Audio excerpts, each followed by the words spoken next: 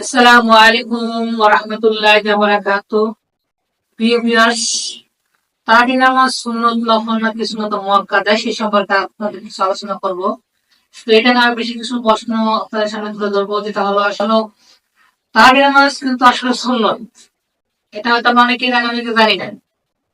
দেখেন, এক হাদিসে বা যেটা আছে আর কি, সেটা আপনারা পড়ে শোনাচ্ছি। তারাবি বা কিয়ামুল লাইল হলো রাত্রে একটি বিশেষ সুন্নত নামাজ, যেটি মুসলিমগণ বা মুমিনগণ রমজান মাসব্যাপী প্রতি রাতে এশার ফরজ নামাজের পর দীর্ঘ সময় নিয়ে পড়ে থাকে। তারাবি সালাত জোড়া জোড়া রাকাত করে যে কোনো জোড়া সংখ্যক রাকাত পড়া হয়। তারাবি সালাতের পর বিতির সালাত পড়া হয়। তারাবি নামাজের রাকাত নির্দিষ্ট করা হয়নি। অনেকের মধ্যে দ্বিধাদ্বন্দ্ব আছে যে তারাবি নামাজ 8 রাকাত, 12 রাকাত, 20 রাকাত। আসলে এটা যার যার ইচ্ছা সে পড়তে পারে, কারণ এটা হলো সুন্নত নামাজ, এটা কিন্তু ফরজ নামাজ না। সেক্ষেত্রে যার যার ইচ্ছা মতো শেষে পড়তে পারবে। তারাবি নামাজ পড়ার হুকুম কি কোরআনে আছে সেই সম্পর্কে আপনাদের কিছু বলবো। নবী করিম সাল্লাল্লাহু আলাইহি ওয়াসাল্লাম বলেছেন, যে ব্যক্তি ইমানের সঙ্গে সওয়াবের উদ্দেশ্যে রমজান মাসে তারাবি নামাজ পড়বে, তার অতীতের সব গুনাহ মাফ করে দেওয়া হবে। সুবহানাল্লাহ। বুখারী হাদিস 34 থেকে নেওয়া হয়েছে। রমজানের চাঁদ দেখা গেলে রোজার আগে তারাবি নামাজ আদায় করা রমজানের সুন্নাহ। আরেকটা কথা আছে যে পুরুষরা কি বাড়িতে নামাজ পড়বে না মসজিদে নামাজ পড়বে, বা জামাতের সঙ্গে নামাজটা পড়বে, তারা নামাজটা পড়বে।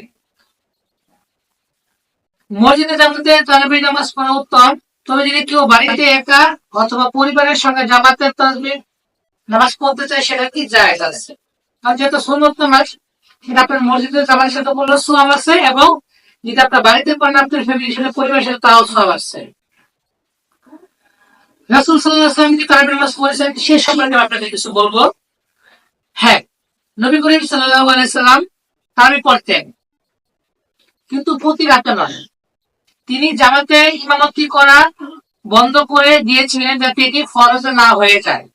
পরবর্তীতে উমর রাদিয়াল্লাহু তাআলা এটিকে নিয়মিত জামাতে নামাজ হিসাবে পুনর্জীবিত করেন। তো প্রিয় ভাই, আমরা দিয়ে কি শিখতে পারলাম? তারাবি নামাজ সুন্নত নামাজ, এটা কোনো বাধ্যকতা নাই যে তোমাকে এত রাকাত পড়তে হবে, এত রাকাত পড়তে হবে না, এটা কোনো হাদিসে স্পষ্ট নাই। তো আপনারা আপনাদের ইচ্ছা মতো এই নামাজটা পড়তে পারবেন, এমনকি আপনারা বড় একাম করতে পারবেন। তবে যদি জামাতের সঙ্গে মসজিদে পড়েন, এতে উত্তম সওয়াব পাবেন, আপনারা বেশি সওয়াব পাবেন। তো প্রিয় ভিউয়ার্স, আশা করি আপনারা সকল বিষয়টি জানতে পেরেছেন। যদি আপনাদের কোনো কনফিউজ থাকে, অবশ্যই আমাকে একটি কমেন্ট বক্সে কমেন্ট করে জানাতে পারেন, যদি আরো কোনো কিছু জানার থাকে। তো প্রিয় ভিউয়ার্স, আপনারা যারা আমাদের ভিডিও দেখছেন অবশ্যই like, comment, share and subscribe করে দিবেন। আসসালামু আলাইকুম ওয়া রাহমাতুল্লাহি ওয়া বারাকাতুহু।